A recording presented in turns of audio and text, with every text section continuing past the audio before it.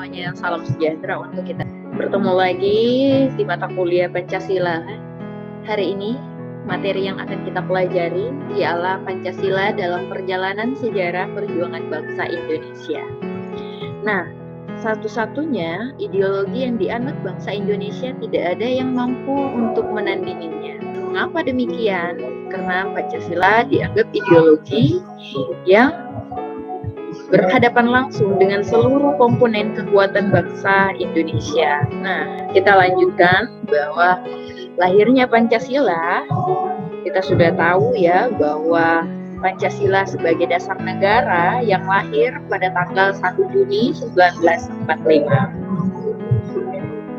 Namun sebelum itu, kita harus ketahui dulu bahwa Pancasila ialah ideologi maupun dasar negara. Sebagai dasar negara Republik Indonesia, Pancasila dan nilai-nilainya telah dimiliki oleh bangsa Indonesia sejak zaman dulu. Jadi nilai-nilai tersebut meliputi nilai budaya, adat istiadat, dan juga nilai religius yang diimplementasikan di dalam kehidupan sehari-hari. Jadi, jati diri bangsa Indonesia itu melekat melalui nilai-nilai yang dijadikan sebuah pandangan hidup. Itu masuk di dalam ideologi yang bernama Pancasila. Ya, jadi sebagai pewaris nilai-nilai Pancasila, kita perlu untuk menggali sejarah Pancasila sebagai bagian dari upaya pelestarian nilai yang terkandung di dalamnya. Kita harus ketahui bagaimana jejak sebelum Republik Indonesia. Kita udah tahu bahwa apa saja sih nilai-nilai dasar dari Pancasila.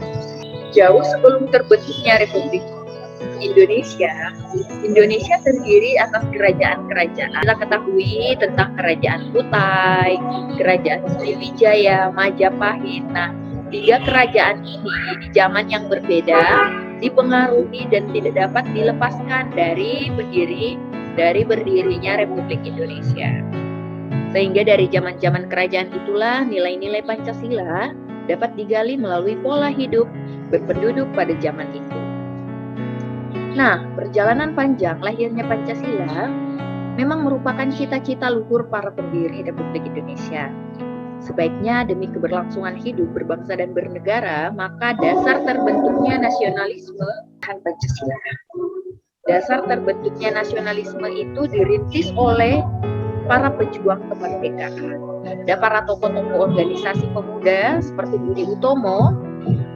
Selanjutnya dalam organisasi pemuda itu berikrar bahwa mereka dalam satu kesatuan Republik Indonesia.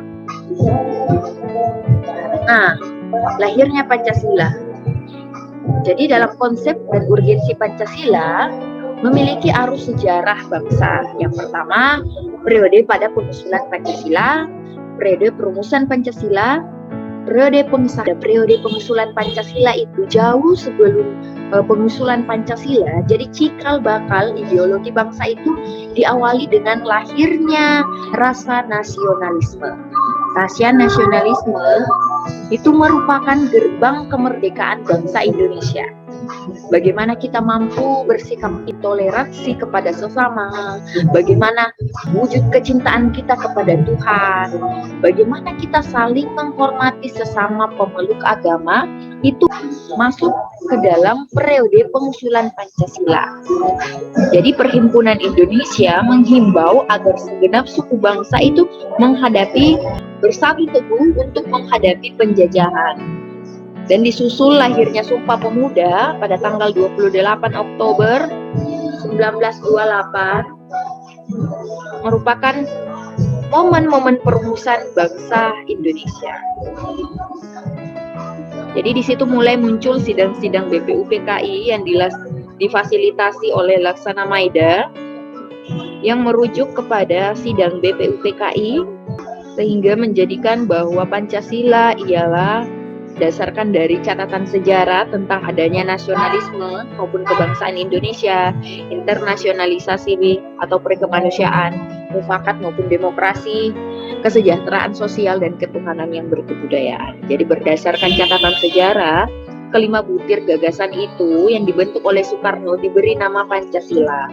Selanjutnya, Soekarno juga mengusulkan jika seandainya peserta sidang tidak menyukai angka 5, maka ia menawarkan angka 3, yaitu Trisila, yang terdiri atas sosio-nasionalisme, sosio-demokrasi, dan ketuhanan yang Maha Esa. Soekarno akhirnya juga menawarkan angka 1, yaitu Ekasila, yang berisi atas asas gotong royong. Namun sejarah mencatat bahwa pidato lisan Soekarno itu kemudian diterbitkanlah oleh Kementerian Penerangan Republik Indonesia yang berjudul Lahirnya Pancasila 1947. Nah, sehingga Soekarno masih berkuasa pada saat itu, jadi 1 Juni selalu dirayakan sebagai hari lahirnya Pancasila. Masuk lagi pada periode perumusan Pancasila. Periode perumusan Pancasila itu adalah hal terpentingnya tentang bagaimana mengemukakan dalam sidang BPUPKI kedua pada 10 sampai 16 Juli adalah disetujuinya naskah awal pembukaan hukum dasar yang kemudian dikenal dengan nama Piagam Jakarta. Piagam Jakarta itu merupakan sebuah naskah awal pernyataan kemerdekaan Indonesia. Pada alinea keempat dalam Piagam Jakarta itu sebut terdapat rumusan Pancasila sebagai ketuhanan yang berkewajiban menjalankan syariat Islam bagi pemeluk pokoknya. Yang kedua, kemanusiaan yang adil dan beradab. Yang ketiga, persatuan Indonesia. Yang keempat, kerakyatan yang dipimpin oleh hikmat, kebijaksanaan dalam permusyawaratan perwakilan, serta keadilan sosial bagi seluruh rakyat Indonesia. Nah, naskah awal pada pembukaan hukum dasar yang dijuluki Piagam Jakarta, kemudian hari dijadikanlah sebagai pembukaan Undang-Undang 45 dengan sejumlah perubahan-perubahan. Nah, jadi ketika para pemimpin Indonesia itu mempersiapkan kemerdekaan, menurut Soekarno, Jepang tiba-tiba terjadi perubahan peta politik dunia. Salah satunya terjadilah perubahan peta politik, yaitu takluknya Jepang terhadap Sekutu. Jadi peristiwa itu ditandai dengan jatuhnya bom atom di kota Hiroshima pada tanggal 6 Agustus 1945. Jadi sehari setelah peristiwa 7 Agustus 45, pemerintah pendudukan Jepang di Jakarta mengeluarkan maklumat yang berisi tentang pertengahan Agustus 1945 akan dibentuk Panitia Persiapan Kemerdekaan Bangsa Indonesia atau PPKI. Panitia itu rencananya akan dilantik pada 18 Agustus dan mulai bersidang pada 19 Agustus. Sehingga direncanakanlah pada tanggal 24 Agustus Indonesia dimerdekakan. Terus lanjut lagi kepada periode pengesahan Pancasila. Jadi periode pengesahan Pancasila di sini bahwa peristiwa penting lainnya terjadi pada tanggal 12 Agustus 1945 ketika Soekarno, Hatta, dan Regiman dipanggil oleh petugas militer Jepang dan Asia untuk membahas tentang Hari Kemerdekaan Indonesia sebagaimana yang pernah dijanjikan. Namun, ternyata pada tanggal 14 Agustus Jepang itu menyerah kepada Sekutu tanpa syarat. Pada tanggal 15 Soekarno, Hatta, dan Regiman kembali ke Indonesia. Namun kedatangan mereka disambut oleh pemuda yang mendesak agar kemerdekaan Indonesia diproklamasikan secepatnya. Karena mereka tanggap terhadap perubahan situasi politik di dunia pada masa itu, para pemuda sudah mengetahui bahwa Jepang menyerah kepada Sekutu, sehingga Jepang tidak memiliki kekuasaan secara politis di wilayah kedudukan, termasuk di Indonesia.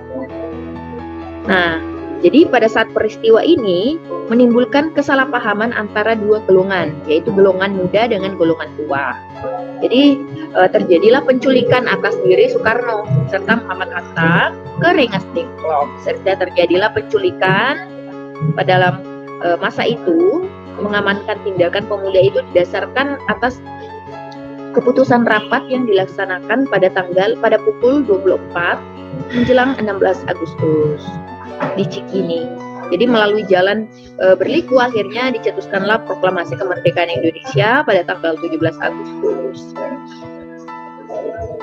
Yang ditulis, yang yang didiktekan oleh Muhammad Hatta dan ditulis oleh Soekarno pada hari itu. Dengan demikian, naskah sejarah teks proklamasi kemerdekaan Indonesia itu digagas dan ditulis oleh tokoh proklamator, sehingga wajar jika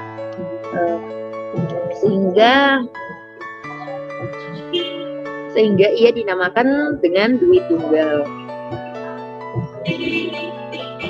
Kemudian naskah itu diketik oleh Sayuti Malik.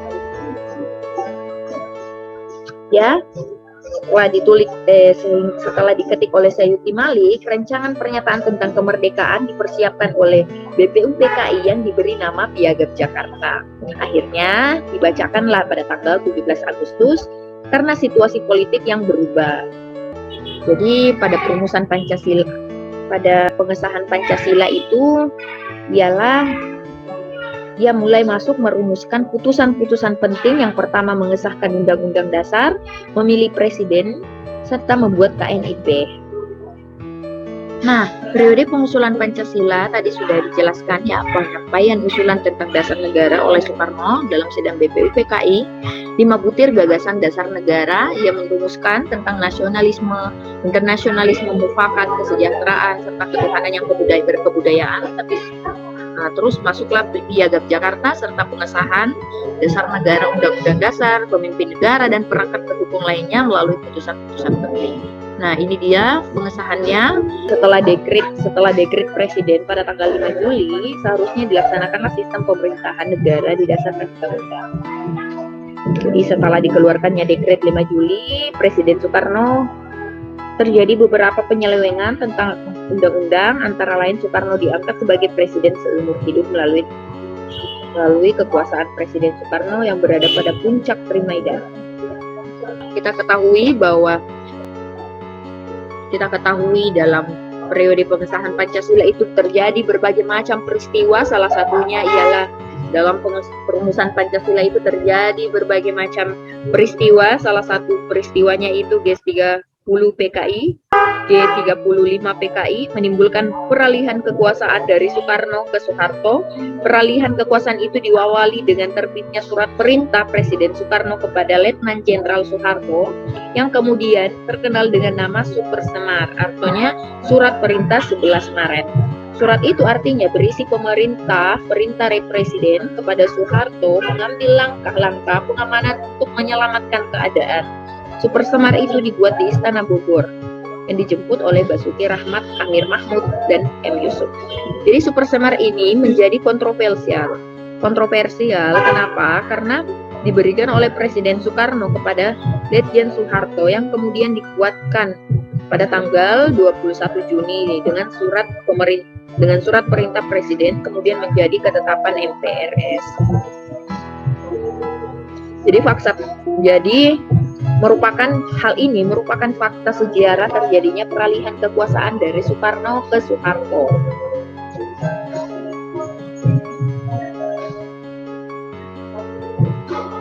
Jadi banyaknya pro dan kontra atas lahirnya kedua undang-undang itu, namun demikian kekuasaan rezim Soeharto yang makin kokoh sehingga tidak dapat yang berani menentangnya. Pancasila dalam kajian sejarah bangsa Indonesia. Pancasila dalam kajian sejarah bangsa Indonesia, yang pertama Pancasila sebagai identitas bangsa Indonesia. Kita ketahui bahwa setiap bangsa manapun di dunia pastilah memiliki identitas yang sesuai dengan latar budaya masing-masingnya. Contohnya kita adalah orang Indonesia, dengan bagaimana kita diketahui bahwa kita adalah orang Indonesia dengan dibuktikan bahwa kita memiliki KTP, kartu tanda penduduk. Sebagaimana identitas kita sebagai bangsa Indonesia dengan memiliki KTP, kita juga dipengaruhi oleh latar budaya masing-masing. Nah, budaya merupakan proses cipta rasa dan karsa yang perlu dikelola dan dikembangkan secara terus-menerus, sehingga budaya dapat membentuk identitas suatu bangsa melalui proses inkulturasi dan akulturasi. Sehingga Pancasila sebagai identitas bangsa merupakan konsekuensi dari proses inkulturasi atau akulturasi. Jadi kebudayaan itu mengandung banyak pengertian definisi ya. Kebudayaan sebagai cikal bakal terbentuknya suatu pola tingkah laku manusia, yang bernegara, baik itu identitas sebagai bangsa maupun kepribadian sebagai kepribadian bangsa. Namun kalau kepribadian, Pancasila disebut juga sebagai kepribadian, artinya ada nilai-nilai ketuhanan. Tadi identitas itu ditandai bahwa kita adalah orang Indonesia, mempunyai KTP, terus kita memiliki latar budaya yang berbeda-beda. Ya, seperti kalau orang Toraja, dia terkenal bahwa orang Toraja itu terkenal dengan tariannya, terkenal dengan budayanya, ada Rambu Solo. Kalau di Makassar itu terkenal dengan budayaannya. Kalau di Makassar itu terkenal dengan lagunya, mungkin lagu Tanjung Miril, makanan khasnya Copo Makassar. Terus Papua terkenal dengan adat budayanya yang orang lain ketika dilihat yaitu bahwa itu sudah menandai bahwa inilah budaya mereka. Pancasila sebagai pandangan hidup bangsa, yaitu dikatakan artinya nilai-nilai ketuhanan. Tadi kepribadian, ada nilai-nilai ketuhanan, kerakyatan dan keadilan yang diyakini bahwa kegunaannya dijadikan sebagai pedoman kehidupan. Pancasila sebagai jiwa bangsa itu mempunyai jiwa masing-masing, di mana jiwa Pancasila itu sebagai lahirnya kebersamaan. Mengapa contoh ya di Toraja kita tinggal berbeda-beda, kebudayaan yang berbeda-beda, namun bagaimana kita memandang kebudayaan itu untuk hidup bersama. Kita masuk di dalam IAKN Toraja untuk lulus bersama. Bagaimana kalian membangun hubungan itu? Pancasila sebagai perjanjian luhur. Pancasila sebagai perjanjian luhur yaitu artinya nilai Pancasila sebagai jiwa bangsa dan kepribadian bangsa yang disepakati oleh para pendiri terdahulu. Seperti tadi ya, bahwa mulai dari Muhammad Yamin, Insinyur Soekarno hingga pada saat dikumandangkannya perumusan dasar Pancasila pada tanggal 1 Juni dan proklamasi, itu ada sejarah sehingga itu menciptakan sebuah perjanjian luhur yang menjadi bukti bahwa pada saat itu dibentuklah dasar negara Indonesia.